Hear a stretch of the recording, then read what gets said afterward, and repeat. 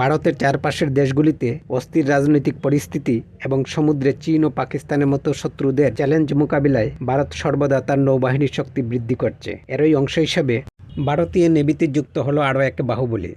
এবার সমুদ্রে ভারতীয় নেভির শক্তি বৃদ্ধিতে যুক্ত হলো রাশিয়ায় নির্মিত multirole missile guided stealth frigate INS Tushil. INS তুশিলকে 4 ডাইমেনশন যেমন এয়ার, সারফেস, আন্ডার ওয়াটার এবং ইলেকট্রনিক যুদ্ধের জন্য ডিজাইন করা হয়েছে। এতে world fastest supersonic BrahMos cruise missile install করা হয়েছে। এটি আন্ডার ওয়াটার সাবমেরিনকে ধ্বংস করার জন্য টর্পেডো দ্বারা ল্যাস। এতে automatic rapid fire gun system লাগানো আছে। এটি শত্রুপক্ষের রাডারকে ফাঁকি দেওয়ার জন্য অ্যাডভান্স স্টেলথ ফিচার্স এবং ইলেকট্রনিক ওয়ারফেয়ার সিস্টেম দ্বারা ল্যাস।